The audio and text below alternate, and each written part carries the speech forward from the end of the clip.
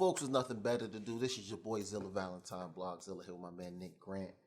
Got a crazy album out. Thank you, man. Thank you, Appreciate man. you. Appreciate you too for coming by, stopping by, and talking to me. Absolutely, nah, for sure. I want to ask you something different, something different. I want to start this way. How did your parents meet? You know how your parents met? Oh man, great question.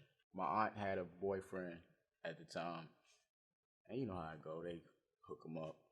My uncle, he's now my uncle because they was together for so long. They put my mom and dad on, I guess, together. A blind date. Yeah, oh, that's that dope. shit, That's dope. Yeah. How'd you the city was so small, they like knew each other, but they just kind of was in their ears and stuff. Yeah, I made it official. My dad met my mom's on Broad Street, which is the main shopping center in Elizabeth, New Jersey, and they just was together. Wow. Yeah. It's a horrible relationship. She should have never been with my dad, but I'm here. How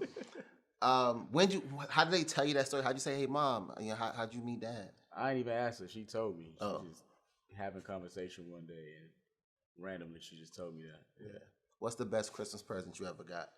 Man, this is crazy, but I used to love like the Power Rangers and shit. So my mom got me the whole suit with the mask. So I used to wear that shit to bed, try to wear that shit to school, everywhere. I used to love that shit. Yeah. Every episode came on, jump in front of the TV. With that? Then the next Christmas, she got me the white one. But by that time, I was like really into hip hop music. Like, I ain't doing that shit no more. Like, oh, wow. So you went from Power Rangers to hip hop? To hip hop, yeah. I mean, I was listening to hip hop when I was doing Power Rangers too, but, you know, I was like super young. Yeah.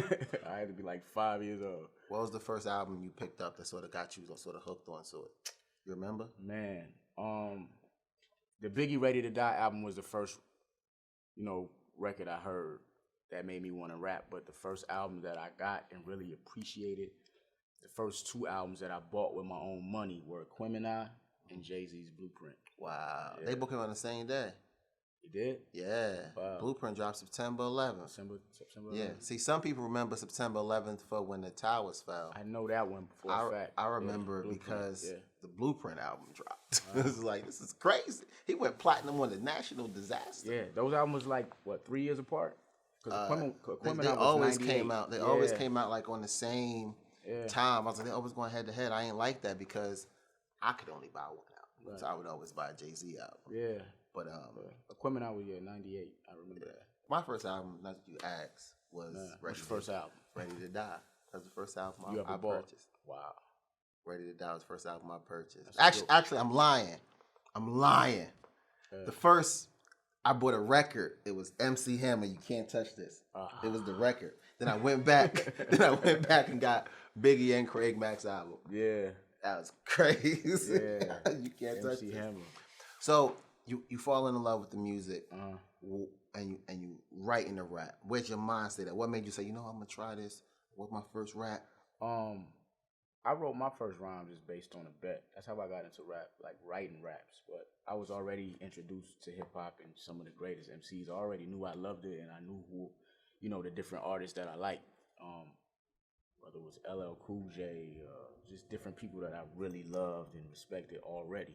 So by the time my friends had this studio in my grandmother's neighborhood, they had this set up. They used to take this PC mic that you would buy for like $5. Take it, put it in the middle of the speakers, turn the music up so you can hear your voice and the music. There's this app on the PC called Sound Recorder. Everybody had to be quiet, and I used to laugh my ass off every day. Like, you guys are never gonna be rappers. This is never gonna happen for you. Go to work. You know what I mean? So, yeah, and it was like, you think you can do better? Go write a rap. Went home the next day, came back, rapped it for them. They thought I stole it, and that was like flattering for me. I was like, oh. And while I was writing it, I was like, man, I'm kind of good at this. Where'd you write it at? You remember where you wrote it? Did you write it like at a table, kitchen table, right in the bed? I wrote it in my grandmother's room on the floor. On the floor. She had this it was like a box you would flip up. It had the 8-track in it and the vinyl spinner. So it was like in between that and the couch in her room. So I sat between that and wrote my rhyme. Wow. Yeah, my very first rhyme. And your notebook? In a notebook, yep. Like your school notebook? Yep, composition. You remember what subject you did it with? What was the subject, the schoolwork on the next page? I don't know. You remember that? I don't even know the rhyme. Oh, wow. Yeah. I wish I did, though. I wish I did. I would definitely share it. What was it like writing raps in class, like, cause that's what I used to rap. I used to write raps, try to rap, and I would write it in between. I was like, it'd be like schoolwork, rap, and then I just got old books. But man, what's so crazy? Like, I used to just write rhymes all day from middle school, from 7th, 8th grade, up until I graduated. But by the time I got to high school, my teachers just loved that I knew so much about hip hop. It actually drew me closer to them. Like, they would move me up to the front and talk to me about rap all day, like school teachers. That's dope. It's like, man, you listening to this? You like this? You like this person?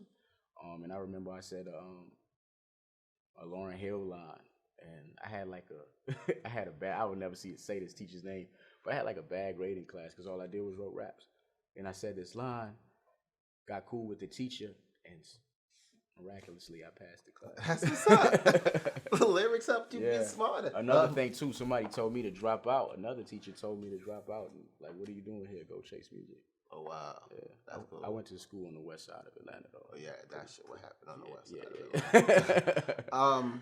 So you outside, you rapping for your friends or for people. I used to rap outside of parties. Yeah. And a cipher is forming around you. A circle is forming around you. And you say you used to rap? Yeah, I used to rap. Oh shit. And then people are starting to form around you. How'd that feel? Can you explain? Like, can you describe that feeling? Man, yeah, it started in middle school. It was just fun. It was like, priceless. You couldn't pay for that. That was like, if I could give anybody a gift, that would be it. Yeah. That energy of a hip hop cipher. But by high school, it was a rapper. I thought I was the nicest rapper in the world, at least where I was.